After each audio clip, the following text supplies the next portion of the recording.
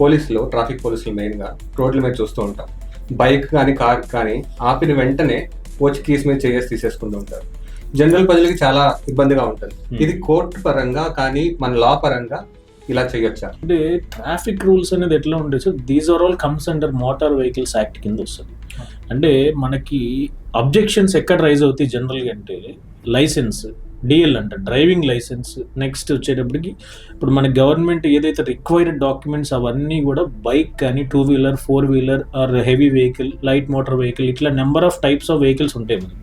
వీటన్నిటికీ mandatory things ఏంటంటే who's driving, అంటే whenever a person is driving the vehicle అయితే he should have the capability and capacity. మనం ఏంటి ఇప్పుడు ఆర్టీఓ గారు మనకి ఇప్పుడు దానికి ఇచ్చేది ఏముంటుంది, ఫస్ట్ లెర్నర్ లైసెన్స్ ఇస్తారు, next thereupon given the driving licence.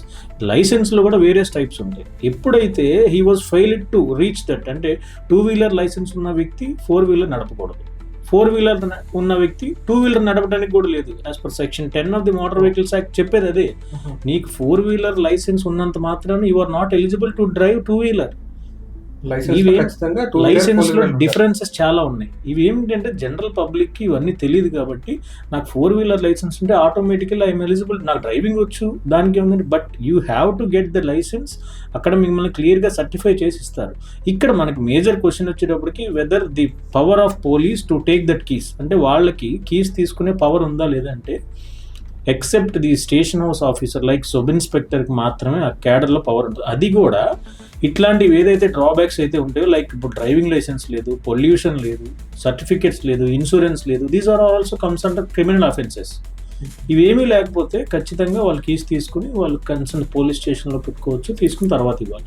ఇవేమీ లేకుండా మనం ఎట్లా అంటే కీస్ ఎట్లా తీసుకున్నారంటే when there procedure you are not following that, మనం ఆ ప్రొసీజర్ ఫాలో అయ్యి రిక్వైర్డ్ డాక్యుమెంట్స్ మన దగ్గర లేకపోతే డెఫినెట్లీ దే విల్ క్వశ్చన్. అట్లాగే సమ్ టైమ్స్ ఏమవుతుందంటే ఆ ఇష్యూ, చిన్న ఇష్యూ ఎట్లా ఉంటుందంటే ఒక ఆటో గుద్దిందనో లేకపోతే ఒక 2-wheeler ఇన్వాల్వ్ అయిందనో, ఇప్పుడు చాలా యాక్సిడెంట్స్ చూస్తున్నాం మనం. ఇదంతా ఆల్ టైమ్ మనకి డిజిటల్ రికార్డ్ అంతా అయిపోయిన తర్వాత నెంబర్ ఆఫ్ సోషల్ మీడియాస్లో నెంబర్ ఆఫ్ వీడియోస్ అనేది పర్ డే మనకి చూస్తూనే ఉన్నాం. But here the question is, ఈ ప్రొసీజర్ అంతా జనాలకు తెలుసా అంటే there is no such information, knowledge ఉండట్లేదు. ఎక్సెప్ట్ ఏంటంటే కోపం రావటం, ఎదుటోడిని మనం అనేయటం ఒక మాటే తప్ప when we are having such documents అయితే there is no purpose of questioning by the police station. అట్లా ఆ పోలీస్ పర్సన్ అనే అతను ఎందుకు క్వశ్చన్ చేస్తున్నాడు మనం తెలుసుకుని దోస్ రిక్వైర్డ్ డాక్యుమెంట్స్ అన్ని మన దగ్గర పెట్టుకున్నాం అనుకోండి, నో వన్ విల్ క్వశ్చన్.